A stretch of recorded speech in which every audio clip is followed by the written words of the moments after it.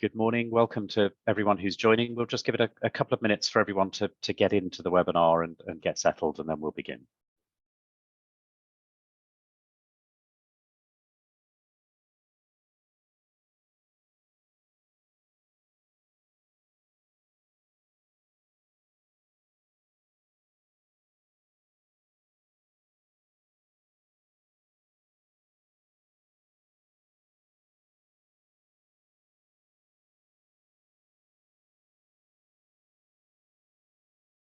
We'll just give it a little bit longer to give everyone a chance to register, and then we'll get started.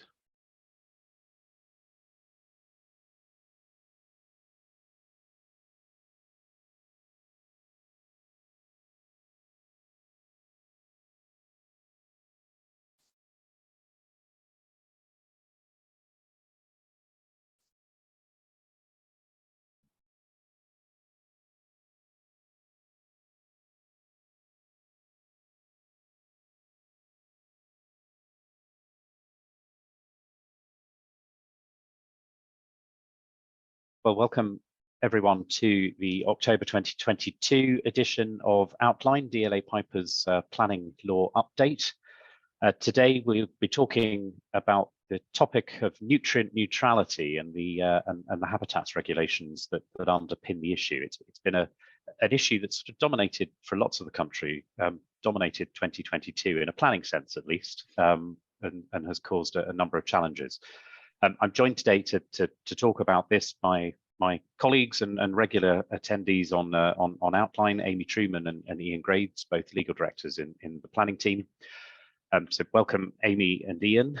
And just before we begin, if anybody does have any questions, please do use the Q&A function on your screens, and we'll do our best to answer as many of your questions as we can as we go through the session. As usual, we will stick rigidly to our maximum of an hour, so hopefully sometime between 45 minutes and an hour will be the length of the session. But let's get straight to it. And I think before we come to nutrient neutrality itself, nutrient neutrality is just one example of issues that can and frequently do arise under the habitats regulation. So I'd quite like us to start there, perhaps, if we can. So Ian, I'll come to you first. Could you sort of start with a bit of a high level look for us at the habitats regulations and how they interact with the planning system? Yeah, thanks, Trevor. Yeah, I mean, as you say, the nutrient neutrality issue is a sort of a special case of the sort of issues that arise under the habitats regulations. So it's useful to start off by having a good understanding of the sort of key points of the regulations. The habitats regulations originally were the implementation into UK law of the EU Habitats Directive, and that sets out the process of assessment for developments that might affect protected habitats and species. The habitats and species that are protected were originally part of an EU-wide network of protected sites, but since Brexit, they're now part of the UK's National Sites Network.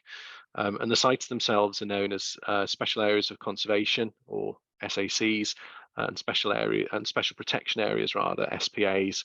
So SPAs relate to birds, and SACs cover all the sort of protected habitats and species.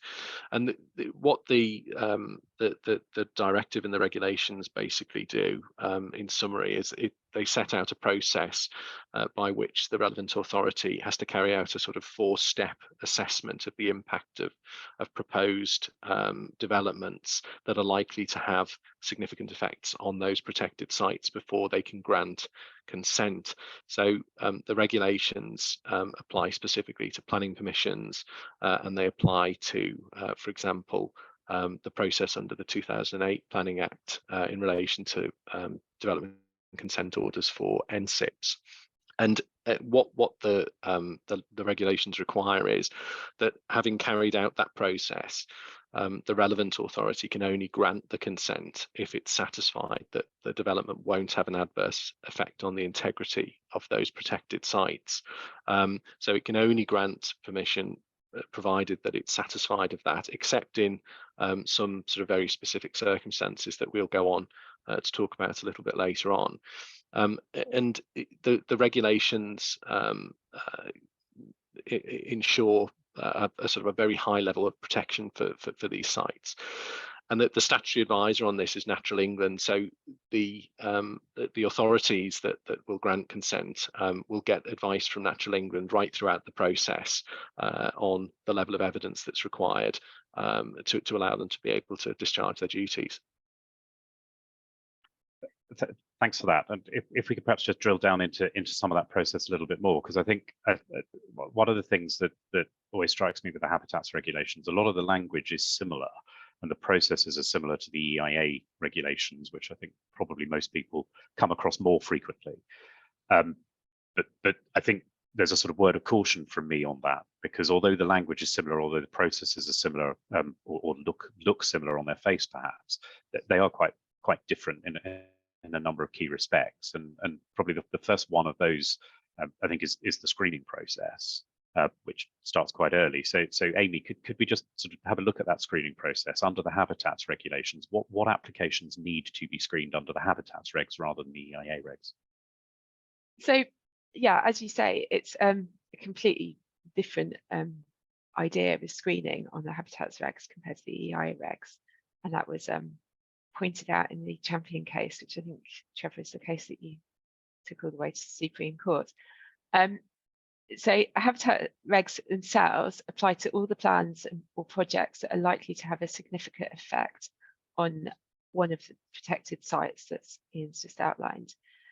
So this can be the granting of planning permission, it can be can include outline permissions and full permissions, applications for development consents for national significant infrastructure projects. And then for any of those, the test needs to be considered by the LPA, whether an appropriate assessment needs to be carried out or not. So that issue of whether it needs to be carried out lies on the judgment of the authority. And if they don't, they should have done, it will undermine that legality of the final decision.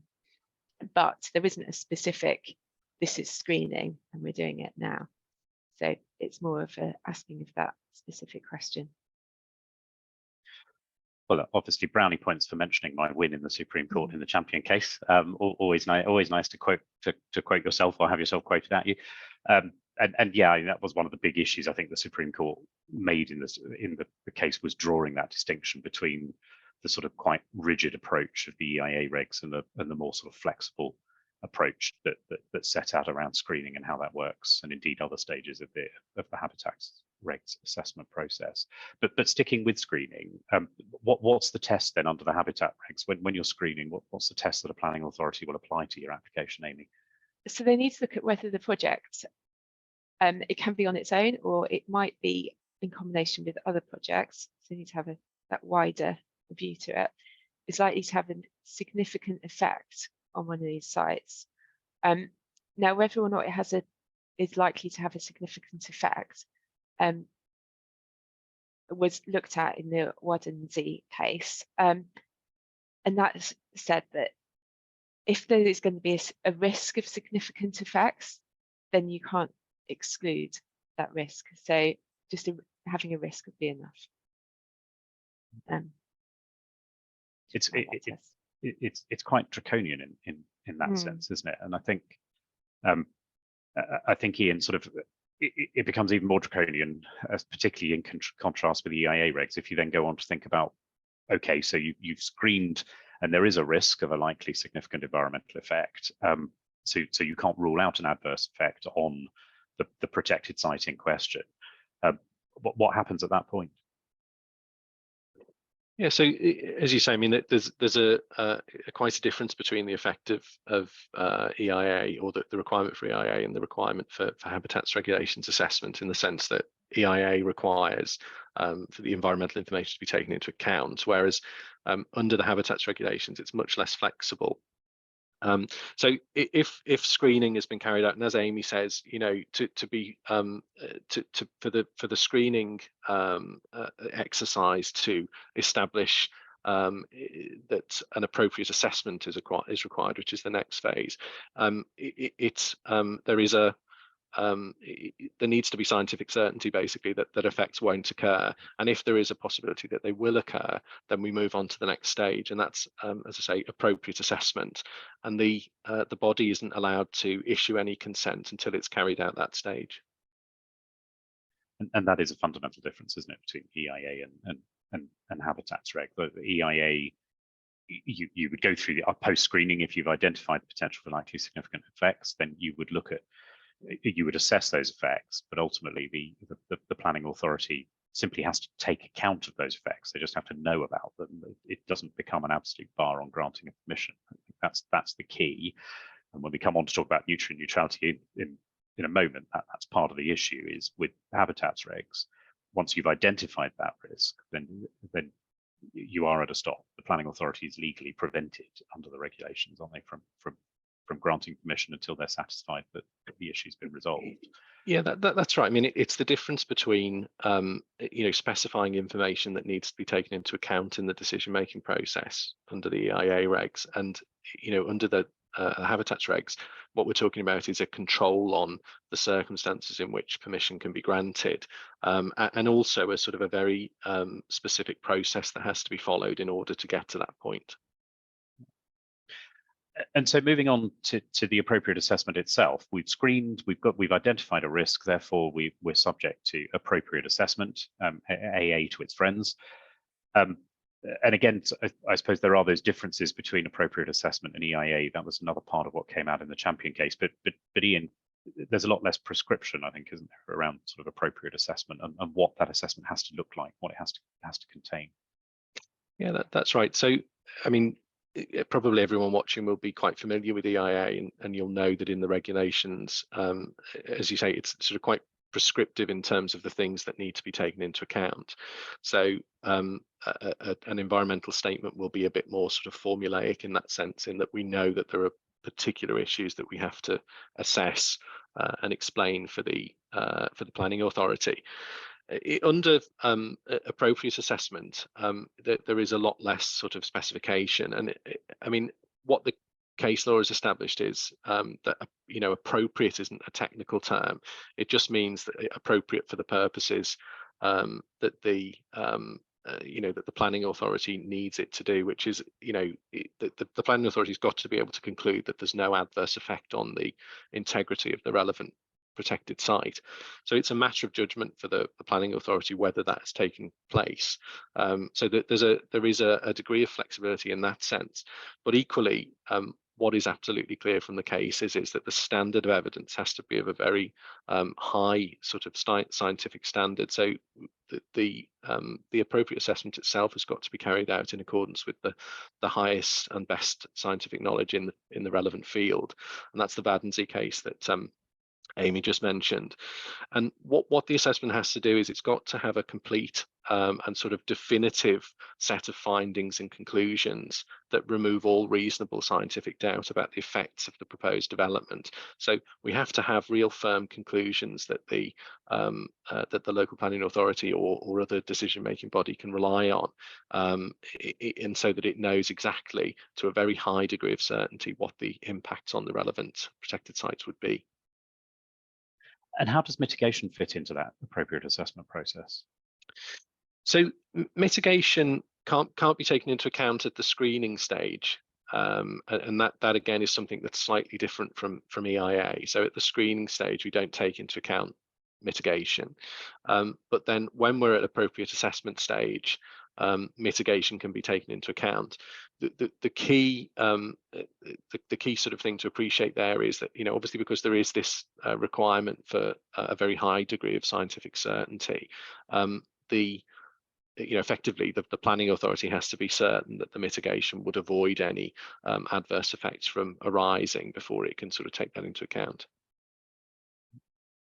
So Amy, I've screened my development proposal, can't rule out a significant effect at that stage, so I've undertaken appropriate assessment.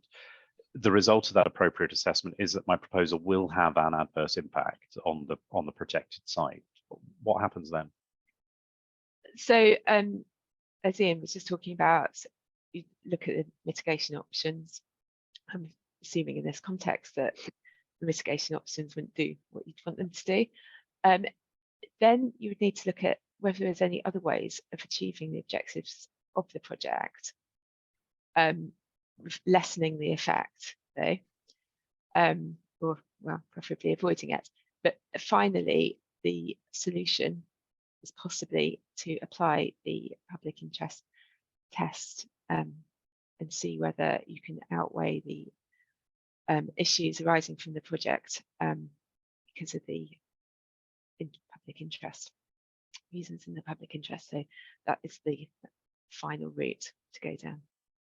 And that the public interest test, that's not just the normal sort of planning balance, planning judgment, is it? Can you just sort of explain a little bit more about what the public interest test is? It is quite specific. It has to be an imperative reason of overriding public interest. It's also defined in the regs, so it can be of a social or economic nature. But it's slightly different where a site, the site that we're talking about has a priority natural habitat type or species.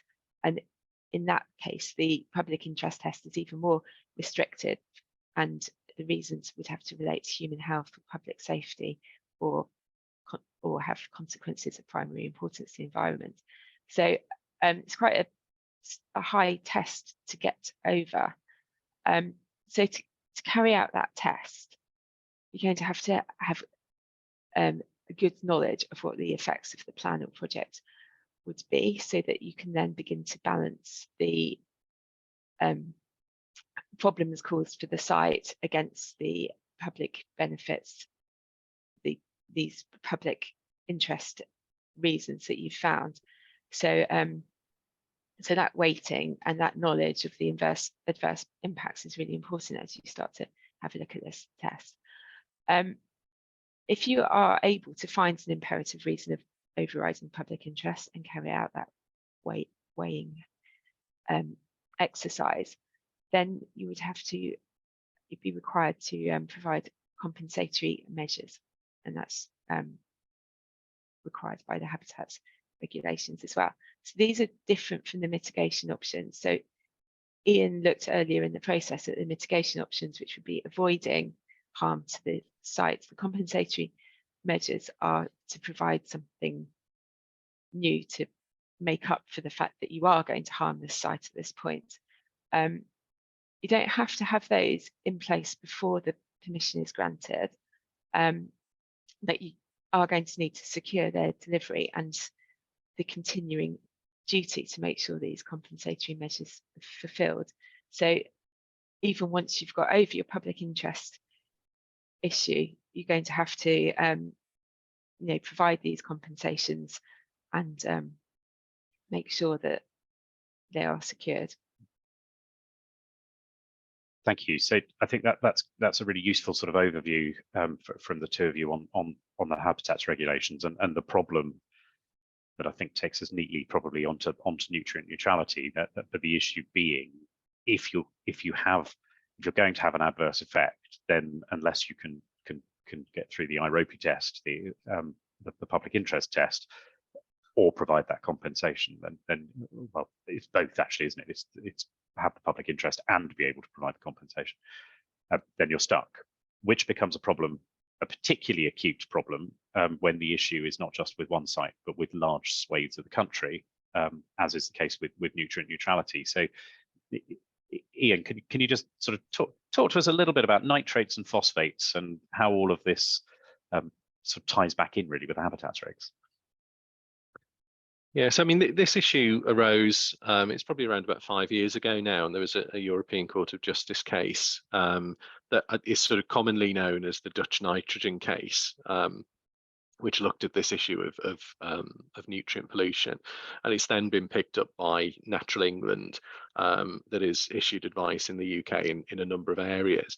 So, I mean, with apologies for any environmental consultants that are that are watching at my sort of massive simplification of the issues, but effectively the problem is around nutrient pollution. So the nutrients in question are nitrates and phosphates. and they can be produced by various types of development. But I mean, what we're generally looking at is sort of wastewater and sewage that are produced by residential development, obviously sort of discharged by water companies, and then also sort of certain farming practices as well that use fertilizers and so on, so the runoff from fields, and so this can get into water bodies like rivers and lakes and estuaries. And in turn, what that can cause is algal blooms, so big sort of blooms of algae, and the effect that that has is it strips the oxygen out of the water, and that's a process called eutrophication. And what that does, obviously, is it's quite harmful for other organisms that are in the water that also need oxygen. So it can be really harmful to ecosystems in rivers and lakes and so on. So that's an issue generally, but I mean, obviously, in some places, as we've already discussed, there are protected sites.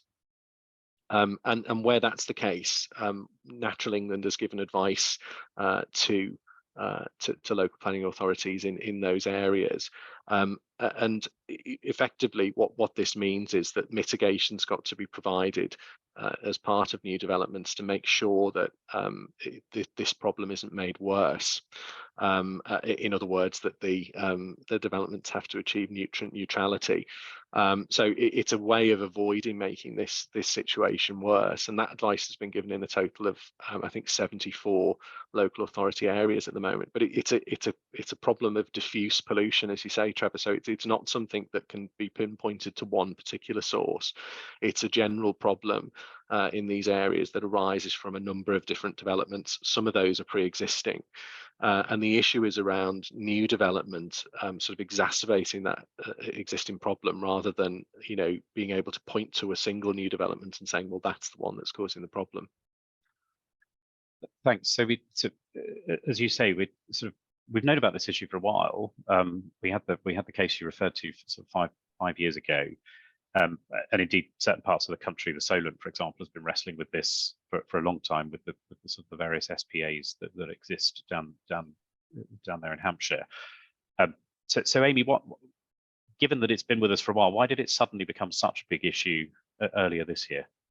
I think really it suddenly became such a big issue because of the extra local authorities that were suddenly pulled into the mix of authorities that already got it on their radar as an issue, which all came out from Natural England's advice and guidance, which have been, I think, ramping up over the last few years until March, when 74 local authorities were told that they were affected by it, and that any proposals for residential development or overnight accommodation within an affected catchment area could only be approved if the authority was certain that there was going to be no negative effect from that development. That negative effect would be the additional nutrient pollution to the protected site in question. So I think there's about 27 catchment areas which then fall over these 74 authorities. At that point, when Natural England sent that letter out, there were no mitigation measures in place. I think hadn't really quite got to the point of a plan for mitigating. So at this point, all this development was stalled without anything feasible coming forwards to unlock it. So I think is why it was so in people's minds at this point. Yeah, I very much agree with that, and I think the local authorities in question would say that they got no warning whatsoever of that sudden, or what seemed quite sudden, position of Natural England of expanding out quite considerably the area over which they were concerned. And there was quite a lot of criticism from many planning authorities and others at the sort of the lack of warning that this was about to become a problem for them in their area. And it has effectively ground, particularly house building. It tends to be residential that's most caught by this, isn't it? There's ground to a halt in many areas off the back of it. And Ian, it sort of seems to me it comes back. So we understand the issue, but the next step then is sort of coming back to the regulations and the point you made earlier about mitigation. I think the challenge is the mitigation isn't necessarily site specific, is it? It's not something that can be solved by a single landowner or developer. It's much wider and more complicated than that. That's where it really starts to get difficult in terms of overcoming the tests in the regulations, isn't it? Yeah, that's right. And I mean, it's difficult for two reasons. I mean, one is because, as I said earlier, this is a case of sort of diffuse pollution. So there isn't a single point source that we can say, that's what's causing the problem. So it's something that needs to be mitigated across whole sort of areas of the country.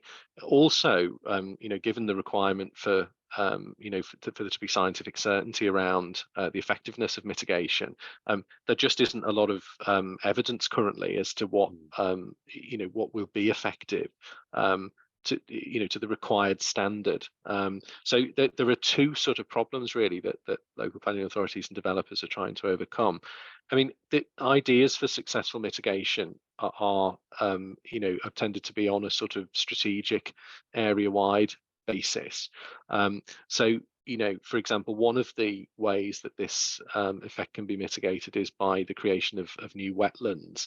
And some local authorities, so in Wiltshire, for example, community infrastructure levy money and Section 106 contributions and so on are going to be used to create new wetlands and provide sort of offsetting credits. So the idea is that developers would be able to pay into a scheme, and it's a little bit like SANG and that sort of idea in relation to sort of public open space. And what will happen is that mitigation will be provided on a strategic level. And that, there are other ideas around, very large developments could have their own water treatment plants, for example. There are water efficiency measures that can be built into to housing developments and all developments in order to just sort of mitigate that problem. But you can sort of see that all of those ideas are things that are going to be done on a strategic level. So it's very hard for individual developments really to provide any of those things themselves. So it's something that local authorities and so on need to look at on that wider strategic level. As this has become a sort of a more significant issue, the government itself now has suggested that that it will sort of step in and look at ways that mitigation can be provided. And I mean, one of the suggestions is that there'll be duties on water companies in affected areas that will require them basically to use the sort of highest technical standards in terms of water treatment and so on in those areas. So that should reduce the amount of nutrient pollution that takes place.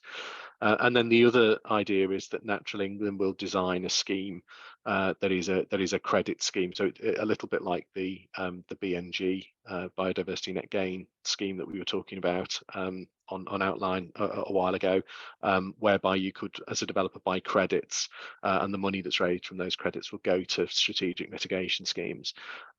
So they're the options, but you can see just from that sort of very brief overview why this has been a very difficult problem to resolve on a technical level. It's not easy, certainly. And you've mentioned sort of some of the government's solutions there. I think I want to come back to that because possibly one of the challenges is, as we're going out live, we're on the second government that's had a view on this since the issue reared its head, and we now know that by the end of next week we may have a third government, or we will have a third government that may have a completely different view. So let's come back to that as a topic in itself in a minute, perhaps. But just before we do, I think one of the legal issues that sort of reared its head over the summer and saw quite a bit of debate, I think, between different groups, is this question of what is it that is caught by the effective moratorium. Clearly, new planning applications are not going to be determined by planning authorities, or certainly not going to be approved by planning authorities without this issue being resolved. But if you've already got an outline consent, or indeed a detailed consent with conditions that need discharging, there's been debate, hasn't there, I think, Ian, around the extent to which the planning authority is prevented from granting the reserved matters or discharging the conditions. What's that legal issue, and how have the courts resolved it yet, I suppose? Yeah, that's right. So the legal issue is about the point at which the habitats regulations apply. And I mean, the regulations themselves specifically state that they apply to grants of planning permission. But there is another regulation that is more, another part of the regulations that is more general in terms of applying to permissions and consents sort of more generally. And so the question is whether the habitats regulations assessment requirements have to be considered only at the point that planning permission is granted, or whether they need to be considered again later on when reserve matters approvals are being considered, or even discharges of condition, and particularly when you've got pre-commencement conditions, for example, where it's a situation where the development can't go ahead unless those pre-commencement conditions are discharged. So the chief planner, the chief planner's view is that say reserve matters approvals, for example, might well be caught by this and might attract habitats regulations assessment, and that's also Natural England's view.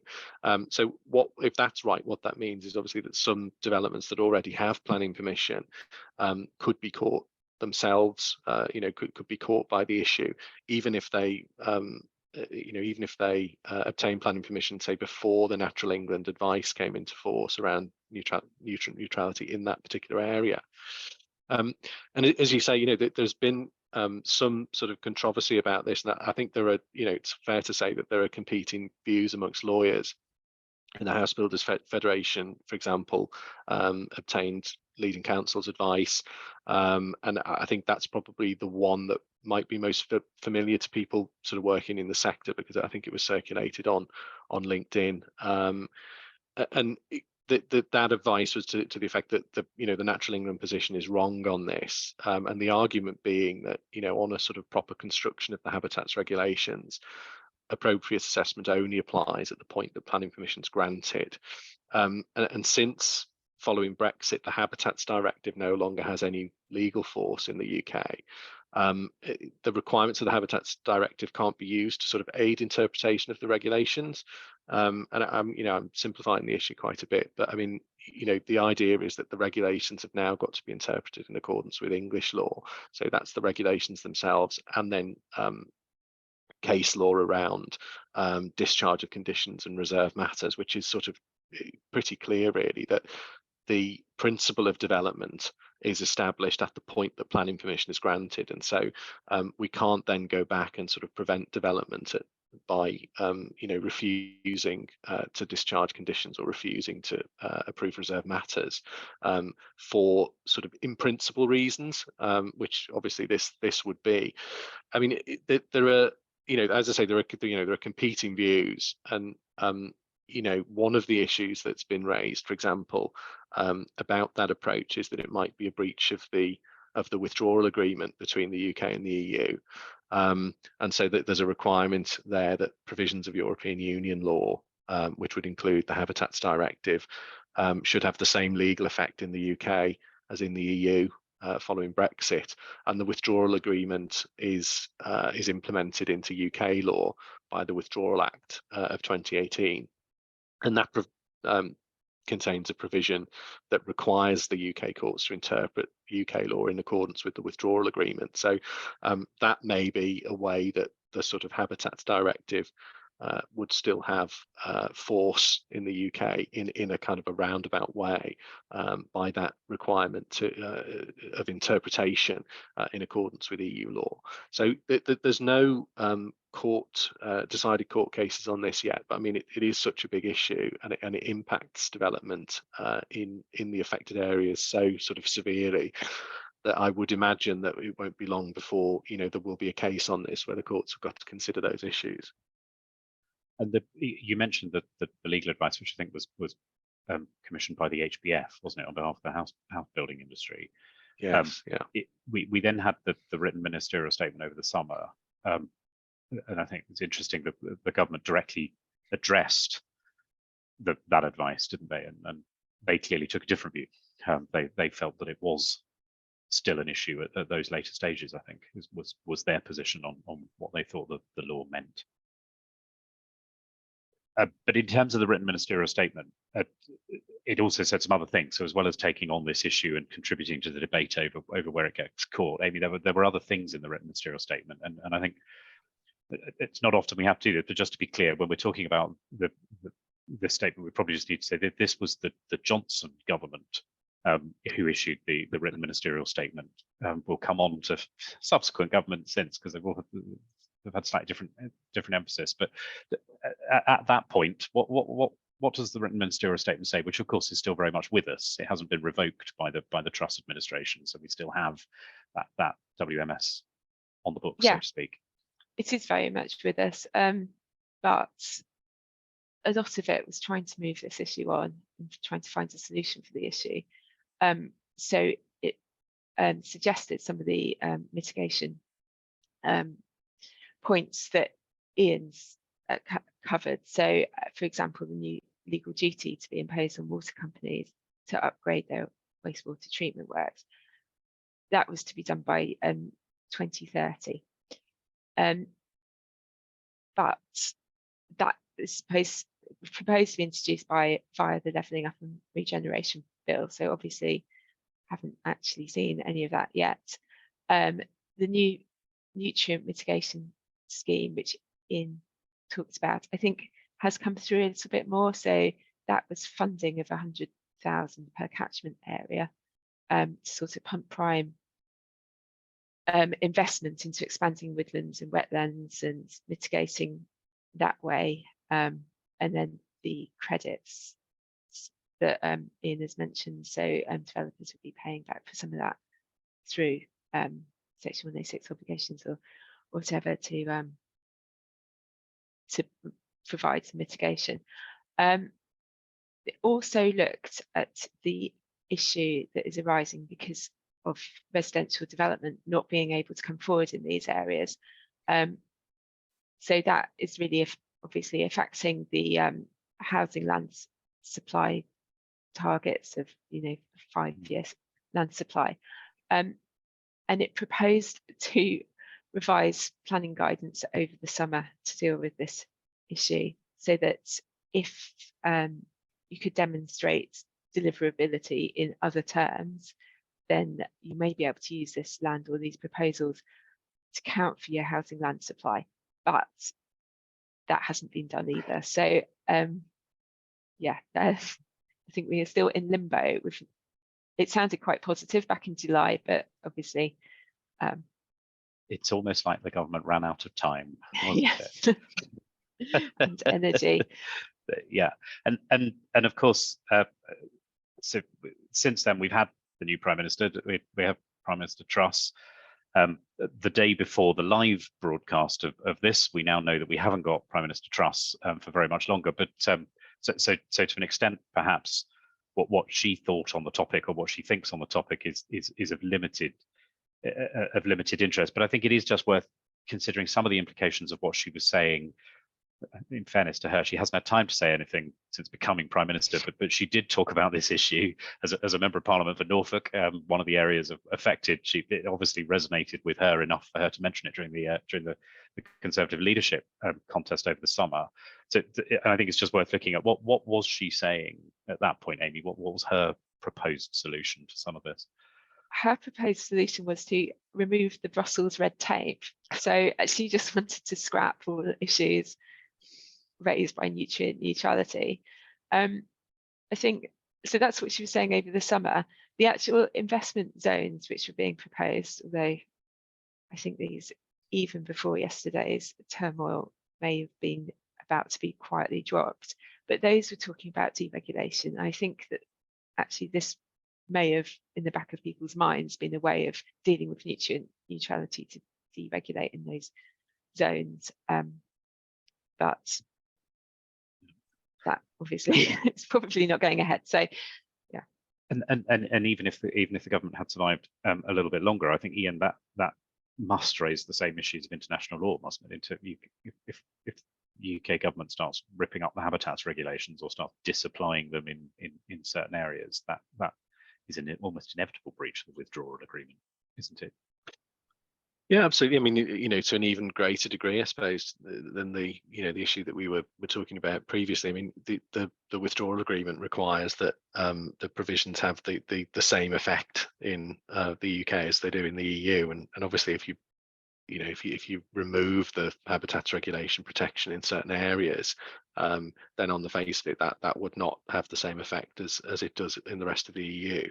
I mean, changes around process, the process by which we achieve that protection, are perhaps, arguably can still achieve the same effect. But I mean, to completely remove it would seem to be, as I say, on the face of it, a breach of that obligation. And particularly given the purpose of it is to create this level playing field, isn't it, economically? So, it seems unlikely that would go unchallenged. And I suppose then let's just sort of put aside what's potentially the bluff and bluster perhaps of deregulation and the sort of the politician's answer. On a more sort of pragmatic level, we have seen some areas of the country overcome this issue by slightly more sort of deliverable means, haven't we, Amy? I think Kent being an example that comes to mind Yeah. recently.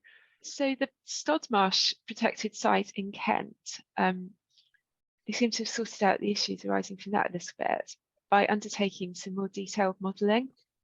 And so what they were able to show is that the connectivity between the wastewater treatment plant, which I think was downstream from the protected Stodmarsh site, that connectivity was extremely limited. So they could show that actually it was really unlikely to have a significant effect on the wetland site. And then by doing that, managed to remove the block from the nutrient caused by the nutrient neutrality issue. So there was some development was able to come forward there just by undertaking the modelling, which I suppose suggests that the 27 catchment areas and the 74 authorities, it was quite a crude stamp on it, and perhaps there is some more evidence that actually in some of these cases there isn't going to be an issue because the wastewater causing the problem with the nutrients and the phosphates is actually going somewhere else. But maybe that might just be a one lucky example that they managed to find that. So well, I think that's right. I mean, the habitats regulations assessment process is so is sort of so heavily dependent on the quality of scientific evidence that, because as this is a bigger issue, it will be studied in more detail. And so, in specific instances like that, there might well be, we've drawn an area on a map that's this is a river catchment and that this whole area is affected. But actually, once that's studied in more detail, we can see that there isn't the connection between the area that we're going to develop and the wastewater that will arise from that development and this particular area of SPA, for example. So, I think as this has become a bigger issue, it is now becoming more widely studied, and the quality of the evidence will be better, and that might just enable a sort of finer level of discrimination in terms of which places are actually affected, because it makes no sense to to sort of sterilize development across massive areas unless we are quite confident that that it's absolutely necessary for environmental reasons.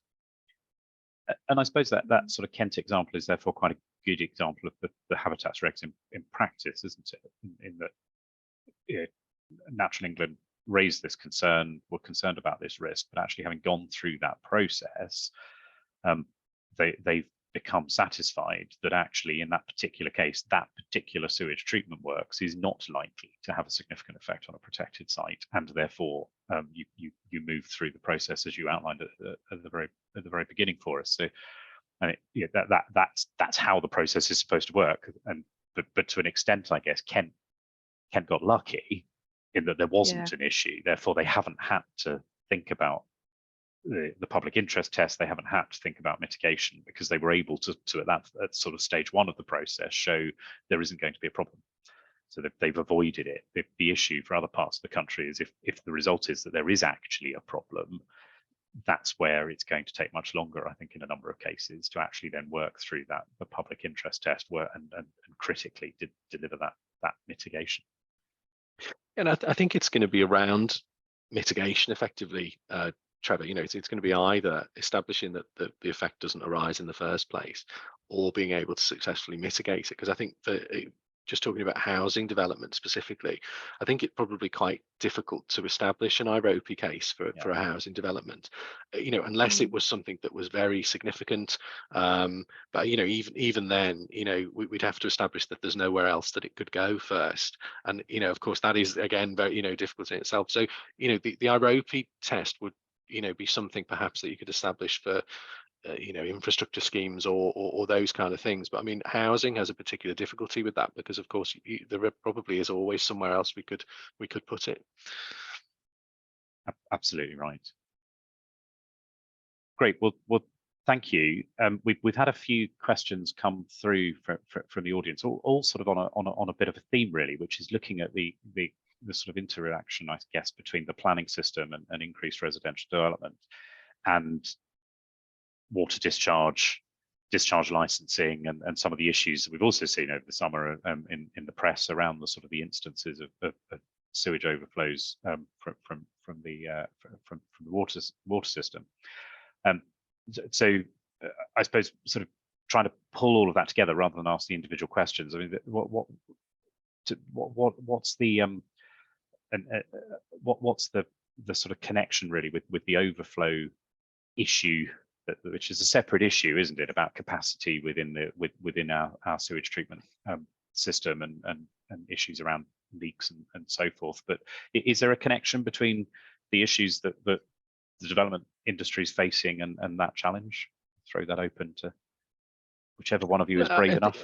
I think that I suppose that there is a connection in the sense that, you know, those discharges are one of the sources often of nutrient pollution, so that, you know, there is a connection between those two things. I mean, that is actually something that's already regulated by the Environment Agency under the environmental permitting regime. So, you know, I mean, and you know, environmental permits sort of acknowledge that sometimes those things will happen, but often, you know, the discharges are going to be in breach of the permit, and in those cases, you know, there is already legal provisions that allow the Environment Agency to take action about that. So I mean, to a certain extent, you know, those things shouldn't happen. But I mean, the recent Environment Act, the 2021 Environment Act, has you know, made proposals on this to sort of try and reduce instances of this happening. So, for example, water companies have got to, you know, have plans in place by a date, which escapes me off the top of my head. But you know, there is a date by which they'll have to have a plan in place in order to enable them to reduce those discharges. So there is a connection between the two, and you know, steps that are taken to reduce discharges from sewage treatment works and so on will, you know, inevitably have a beneficial effect in terms of nutrient neutrality, because it should reduce the amount of nutrient pollution that takes place from that source. And Ian, I'm going to stay with you for one more, if I may, put you on the spot. But bearing in mind your previous time at the Environment Agency, this feels like a question for you. It is around sort of the connection between this issue and discharge licensing.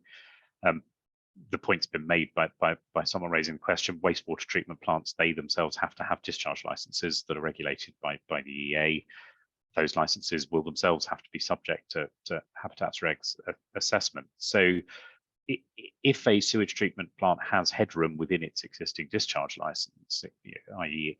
it can accommodate more sewage coming from additional residential development, is that enough to sidestep the issue? Well, it might be. I mean, you know, this is always a matter of evidence, isn't it? I mean, I think the thing to just sort of bear in mind is, obviously, you know, we're talking about quite big areas, so that, you know, for example, there could be more than one sewage treatment works in the river catchment. I mean, also, you know, there are other contributors. So there are, you know, farming is quite a big contributor to this as an issue, because you've got runoff from, you know, from use of fertilizers and so on. So, you know, the issue will be wider than just discharges from a particular sewage works. But I mean, you know, every case has to be judged on its own merits. And I mean, you know, it is always open to a developer to to seek to demonstrate through the appropriate assessment process that actually this particular development won't cause an issue. And if you can demonstrate that, then there's no problem with the local planning authority issuing a planning permission for that development. But I mean, these are issues of diffuse pollution. So just because one sewage treatment works has been granted an environmental permit, that doesn't necessarily mean that there won't be any habitats regulations issues in these specific areas for other housing developments. Thank you. Great. Well, any final thoughts before we come to a close? Maybe not. I think we've been through quite a lot there, so I'm not expecting any, but just one final chance if there's anything else either of you wanted to say. No, not from me, Trevor. Neutrality out. Great. Well, in which case, if I could just thank you both very much. That's been interesting, and clearly one that we're going to need to continue to watch, both in terms of whatever next week's administration decides to do with the issue, but also just how it plays out outside of the political sphere as well. But thank you to you again. Thank you to our audience. We will be back in November with the next episode of Outline, where Ian will be joining me again, along with my colleague Sophie Stewart, where we'll be talking about the issues of planning enforcement and looking at some recent case law on the various enforcement powers and some of those issues that we should all keep in mind at all times. So look forward to looking forward to it, Trevor. To seeing you again, Ian. Thank you for doing 2 in a row. That feels above and beyond, but much appreciated. This session will be available on our YouTube channel in the usual way over the next couple of days. If you've enjoyed it that much that you want to watch it again, then the link will be circulated. We'll also at the same time circulate a link to all the cases that we've referred to in today's discussion. But other than that, thank you all very much, and see you again soon. Bye-bye.